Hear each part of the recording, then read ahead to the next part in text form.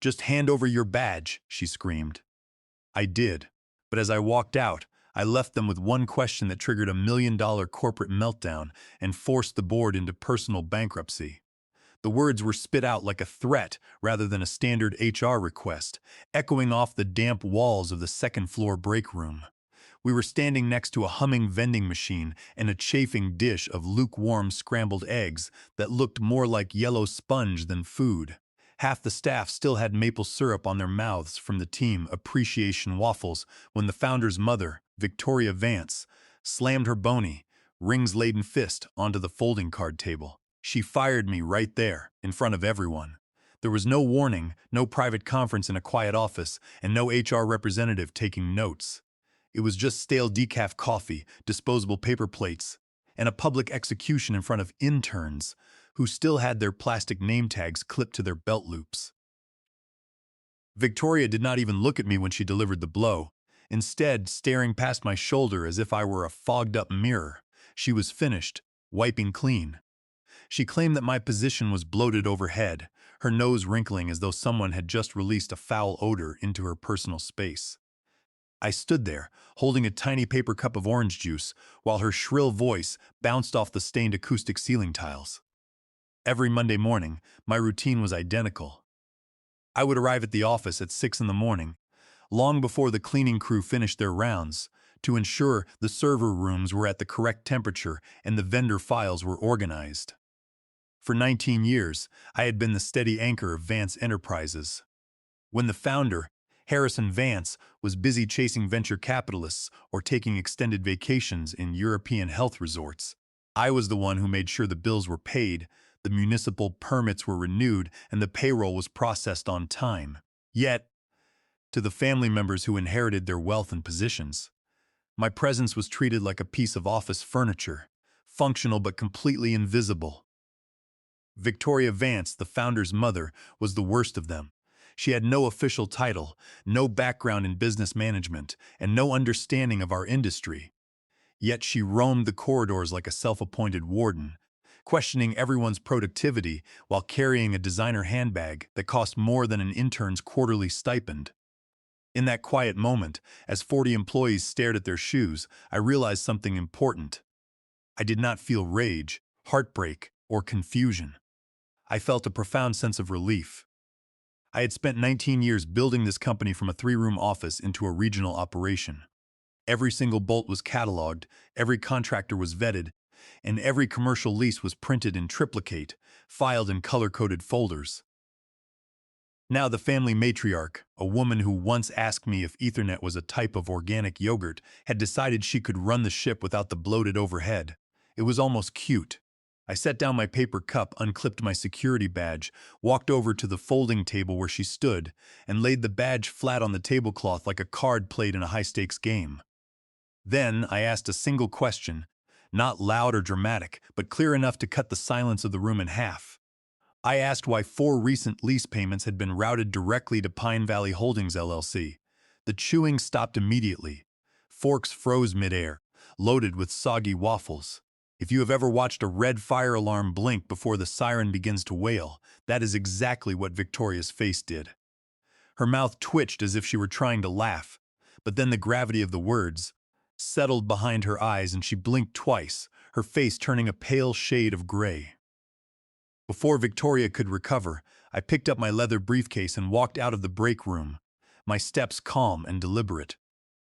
On my way out the door, I passed Patrick from the finance department, who looked as if someone had just whispered a severe regulatory violation into his ear. I winked at him and whispered that he should double-check the routing numbers on the corporate account. The security guards did not try to stop me.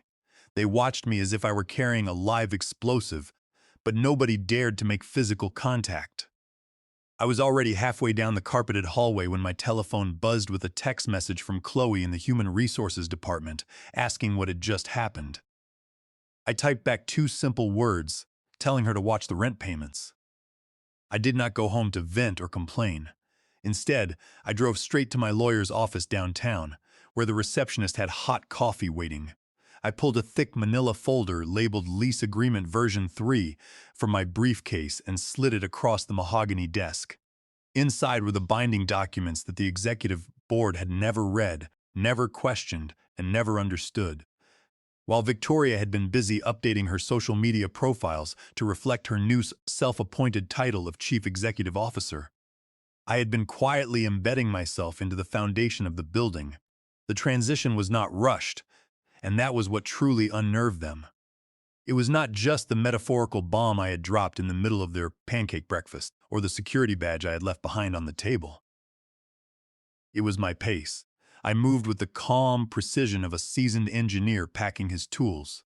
My office, which had originally been a utility closet before I remodeled it, sat at the very end of the hall, right next to the broken commercial printer that finance refused to admit was leased at triple its fair market value. I opened the door and breathed in the scent of lemon furniture polish and decades of empty corporate promises. Two rookie security guards followed me, clearly instructed to make sure I did not steal office supplies. One of them opened his mouth to speak, but he quickly changed his mind when I turned and met his gaze. It was the specific, cold stare you develop after 19 years of surviving 6 different chief executives, 2 hostile acquisition attempts, and a holiday party where the vice president of sales tried to expense an adult entertainer. I opened my desk drawer, which was empty except for a single folder with a yellow tab, labeled in my own neat handwriting. I placed it inside my briefcase, grabbed my favorite coffee mug, and walked away from the rest of the junk. As I made my way to the elevator, I passed Oscar from the technology department, who silently mouthed the question, asking what had just occurred. I merely smiled. My phone buzzed again, this time with a message from Beatrice in accounting. I gave her the exact same reply, telling her to follow the cash flow. There were no emotional symbols, just clear instructions. This was not a standard resignation. It was a calculated handoff. It was a silent handoff to the remaining employees, who were still trapped in the corporate blender, trying to keep their sanity while Victoria ran around the building, pretending to play business. People easily forget that operations managers see everything. We know who signs the contracts, who skips the mandatory meetings, and, most importantly, who actually reads the commercial leases. In this case, the answer was absolutely nobody. 11 months before that fateful breakfast, I was sitting in the back corner of a cold conference room, the air conditioning vent blowing chilly air directly onto my neck. The former chief executive officer was skimming a lease renewal for our satellite facility. Except it was not a standard renewal. It was a completely new agreement with modified terms, new payment routing instructions, and a landlord representation firm that was entirely unknown to us. When I asked who had vetted the legal language, the executive brushed me off, saying that the legal department was too busy and that I should just push it through. They treated a multi-year commercial lease like they were ordering office furniture, locking the company into a quarterly, auto-renewing commitment with a 4.6% annual escalation clause. That was the afternoon I opened a secure folder on my personal laptop and called a lawyer friend from my housing association board. I asked her to explain the process of registering a limited liability company in the state of Delaware. If the executives were not going to bother reading the fine print of the contracts they signed, then I might as well be the one writing it. That folder, containing Lease Agreement Version 3, held the legal binding agreements for the last 3 properties I had processed under Pine Valley Holdings LLC. This was the silent entity I had created, set up under a blind trust with a post office box in Wilmington, Delaware. The paper trail was scrubbed with the kind of meticulous detail that only comes from 19 years of watching senior partners forge signatures on annual reports while mislabeling capital expenditures as operating costs. They believed they had hired a compliant assistant, but I had spent nearly 2 decades building an empire of my own, quietly, legally, block by block and clause by clause. Now, Victoria had fired the only individual in the entire building who could explain the disaster they were about to face. By 24 minutes after 10 in the morning, Victoria was pacing the executive boardroom like a cornered animal. Within an hour of terminating my employment, she realized she had zero access to the operations systems. 93% of the company's daily functions were tied to my credentials. The technology team had set up a testing station in the conference room, trying every administrative login they could find in the Active Direct, but nothing worked. They had no access to the security systems, no access to the digital lease archives, and the project management dashboard was locked behind a secure firewall, requiring physical token authentication. The interns spent an hour guessing basic variations of my name combined with sequential numbers, as if I had not spent the last decade enforcing strict digital security protocols. Victoria screamed at Oscar to override the system, but the young technician could only stammer that the main account was linked to my physical security key and my personal mobile phone, which they had just deactivated. She dismissed him with a wave of her hand and ordered the staff to contact their legal team. The compliance lawyers spent an hour searching the digital drives, only to realize the most recent lease agreement was missing. They had no copy of the contract in the cloud folders or the physical binders because the intern assigned to file it had spent his entire internship logging software licenses instead. Oscar spent another 20 minutes trying to bypass the hardware security. He ran diagnostic commands, checked the network switches, and attempted to reset the administrator credentials from the local server rack, but each attempt was blocked by the physical hardware token I had configured months ago. Victoria stood behind him the entire time, breathing heavily and tapping her expensive shoes against the carpet, her impatience radiating through the room. She kept muttering that it was ridiculous that a multi-million-dollar corporation could be locked out by a single former employee. Oscar, his hands shaking slightly as he typed, had to explain that modern data compliance laws required strict security protocols and that my security setups were completely compliant with federal regulations. The legal team, meanwhile, was experiencing their own crisis. They were searching through rows of metal filing cabinets and clicking through shared digital drives, looking for any copy of the current lease agreement. The disorganized state of their files was a direct result of their own laziness. They had repeatedly ignored my requests to implement a centralized document management system, and now they were paying the price. The finance team was forced to run a manual ledger audit. That was when Theodore, the junior accountant, noticed the anomaly in the payment history. He pointed out that the last 4 quarterly payments had not been sent to Oak Ridge Properties, the original landlord. Instead, they had been wired to a firm called Pine Valley Holdings, LLC. The room fell silent as he displayed the printed invoice. The entity was registered in Delaware, with a bank account ending in the digit 0849, and the document bore the digital signature of the recently retired chief financial officer. Victorious insisted it was simply a third-party payment processor and demanded they call the property management office. They placed the call on speakerphone. The building manager, Gregory, answered on the second ring. When Victoria demanded clarification, Gregory stated in a flat voice that he was only authorized to discuss the lease terms with Edward Jenkins, and then he hung up. The board members looked at each other in confusion. Ronald, the oldest director, asked who had signed the document on behalf of the landlord. Oscar finally located the file, scrolling to the signature page. The authorized representative was listed as E. Jenkins, managing partner of Pine Valley Holdings, LLC. Victoria blustered that the name could belong to anyone, but Theodore was already holding the Delaware Business Registry printout. The initials, the registered address, and the digital timestamp all pointed back to me. The email address on file was registered to a private domain I had purchased 3 years prior. By 11:30 in the morning, the corporate headquarters was in a state of absolute panic. The compliance lawyers were calling Harrison Vance, the founder, in Europe, while the chief financial officer was sweating through his expensive shirt. Victoria sat alone at the end of the long mahogany table, staring at her phone, her pride preventing her from making the call she knew she needed to make. They had fired me believing they were trimming unnecessary overhead, but they were about to discover that I owned the ground they were standing on. The chief financial officer had not looked this stressed since the fourth quarter earnings call when the founder accidentally mentioned potential insolvency to a room full of financial journalists. Now, he was surrounded by spreadsheets and lease agreements that had never been read by anyone currently employed at the firm. The signature on the document was entirely valid. It had not been forged, slipped into a stack of papers, or signed under false pretenses. The agreement had been emailed, reviewed, signed, and countersigned by the former chief executive officer, Donald, a week before he packed his bags for his retirement home in Florida. Donald had been so eager to leave that he had signed off on the revised facilities agreement without looking at the details, trusting my department to handle the transition.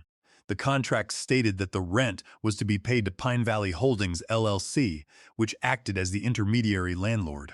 The escalation terms were standard, the renewal options were standard, but tucked into the appendix was the crucial clause stating that all official communications regarding the property must be directed to the authorized representative's private email domain. That domain, which I had registered 5 years ago under the name Blue Ridge Operations, had always appeared to be a standard third-party service provider. I had used it for minor administrative tasks, testing firewalls, and managing vendors. It was completely legal, and it was entirely mine. The executives were not looking at a case of corporate fraud. They were looking at a masterclass in foresight. I had not operated in the dark. I had built a legal structure in broad daylight and waited for them to ignore it, which they did with consistent laziness. When Ronald asked if the contract was legally binding, the chief financial officer could only nod and explain that every payment was traceable and fully approved. There was no deception, just an incredible lack of oversight on the part of the executive board. Oscar whispered that I had played them, but the truth was that I had simply outlasted them. Brenda had warned me that this strategy required absolute discretion. As we sat in that diner, the air smelling of stale espressos and federal tax codes, she explained that establishing an intermediary leasing entity was entirely legal under state laws, but it required meticulous record-keeping to avoid any appearance of conflicts of interest. We chose Wilmington, Delaware, because of its robust corporate privacy laws and established legal precedents. The registration of Pine Valley Holdings, LLC was completed through a registered agent, with all mail routed to a secure, blind post office box that had no public connection to my name. I funded the initial accounts using a family trust that had been established after my father passed away, ensuring the financial trail was completely separated from my personal bank accounts. Brenda carefully reviewed every clause of the lease agreement I drafted, making sure that the terms were standard enough to pass through the company's legal department without attracting attention, yet strong enough to give me complete leverage if the executive board ever decided to terminate my employment. We knew that the board members rarely, if ever, read the actual text of the contracts they signed, relying instead on summaries provided by junior staff who were too intimidated to ask questions. My mind drifted back 16 months to a quiet booth in a diner off Route 44. I was peeling the label off a bottle of tea while my attorney, Brenda, scribbled notes on a legal pad. She was wearing dark sunglasses indoors, surrounded by thick legal folders. She asked if I was certain about taking such a risk. I told her that I refused to be caught off guard again. I had been passed over for the chief operating officer position twice, once for Roger, who lasted only 5 months before quitting, and once for Gerald, who was fired after 3 months for using corporate accounts to fund a personal venture. I knew that under the current leadership, my 19 years of dedication meant nothing.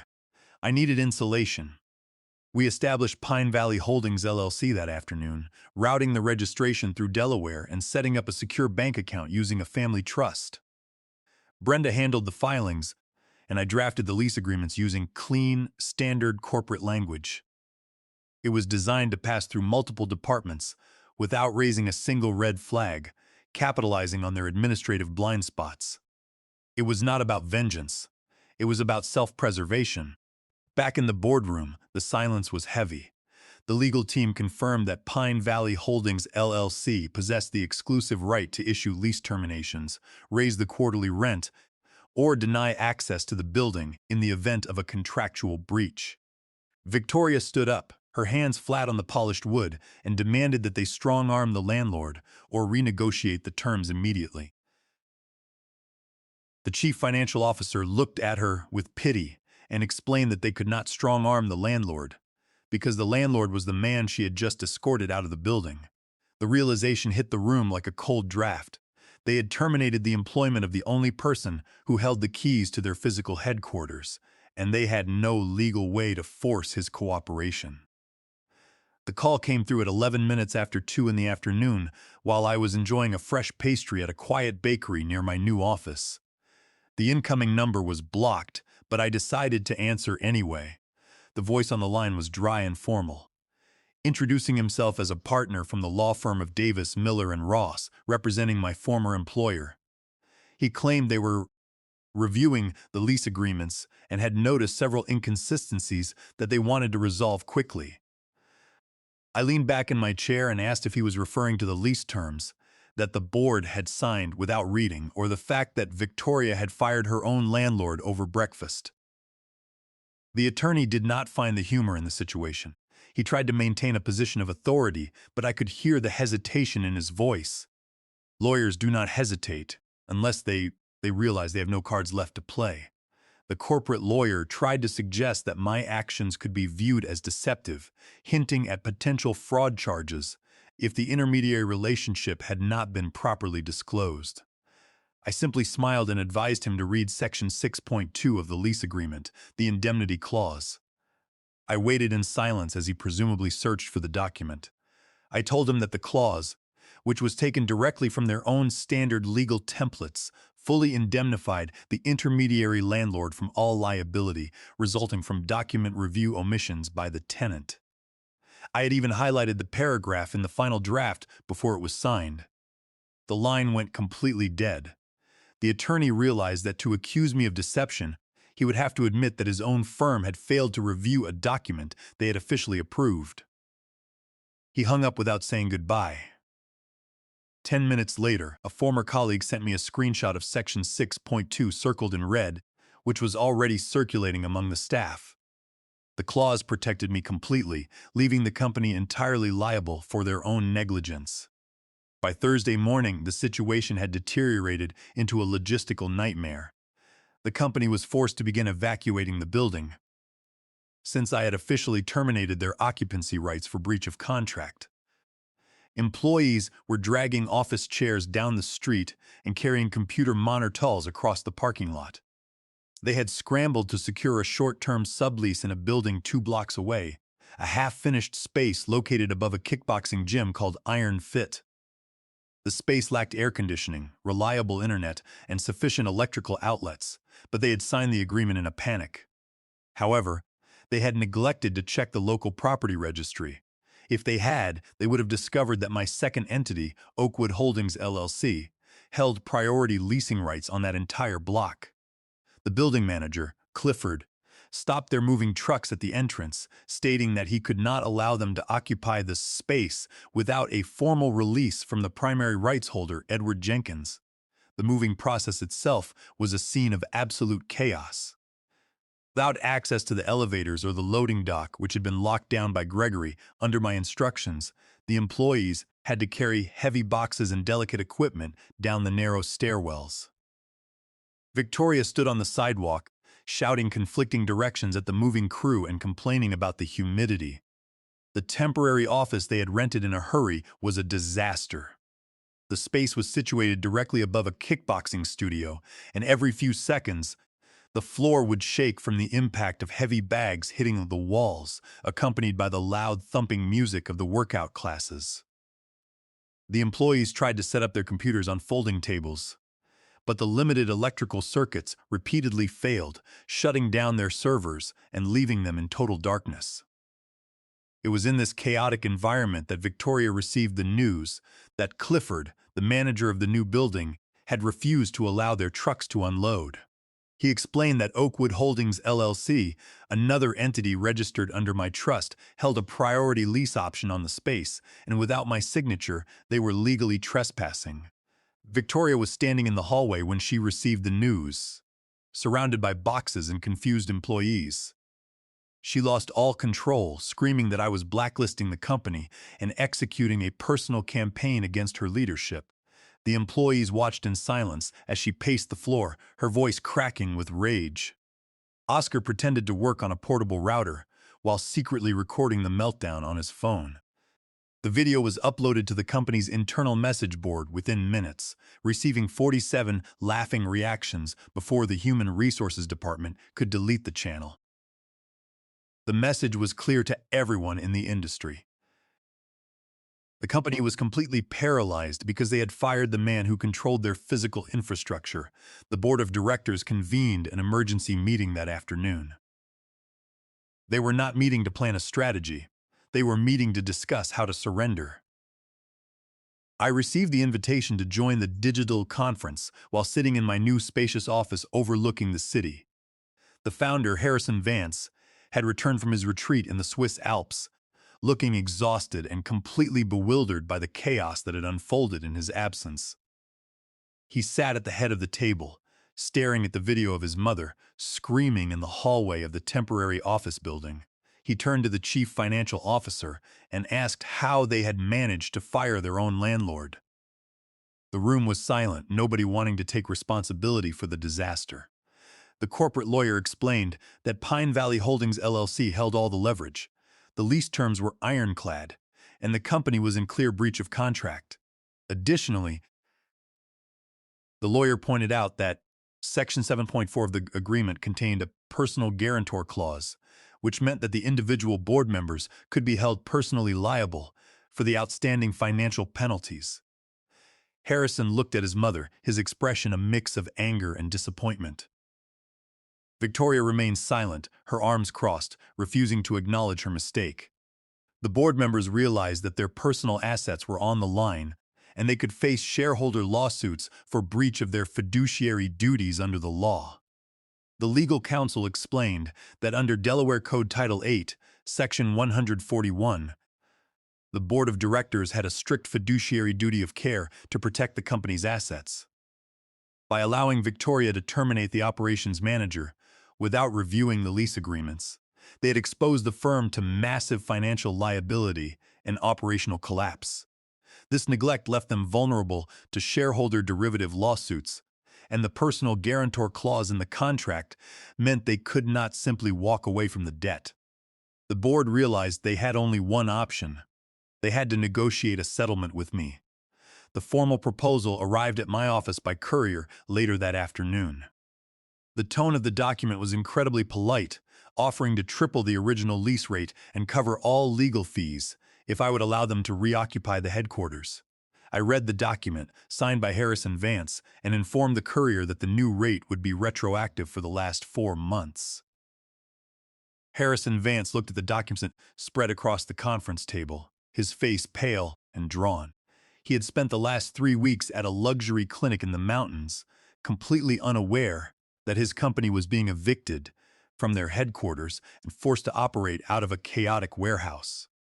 When he demanded to know why the board had allowed his mother to fire me, the chief financial officer could only look down at his hands, unable to provide a reasonable explanation.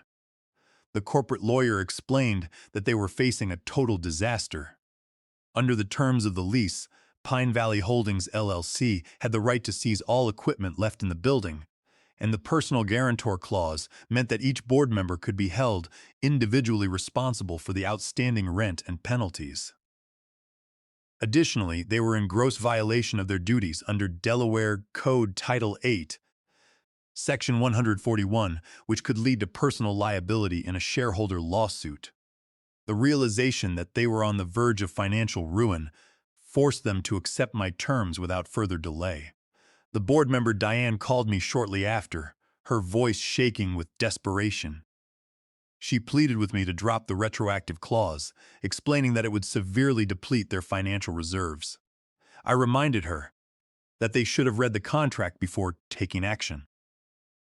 I remained firm, explaining that the lease allowed the landlord complete discretion in setting the terms for reinstatement. They were paying for their negligence, and the price was non-negotiable. After a long silence, Diane agreed to the terms, stating that they would wire the funds immediately. I instructed her to coordinate the paperwork with Brenda's assistant. I hung up the phone and looked out my window at the city below, feeling a deep sense of satisfaction. This was not just about the money. It was about forcing them to respect the work I had done for nearly 2 decades. I returned to the corporate headquarters, The following morning, for the final signing, the board members were already seated around the table, looking tired and defeated. Victoria sat next to her son, her face tight with anger, refusing to meet my eye. I placed the revised agreement on the table and clicked my pen.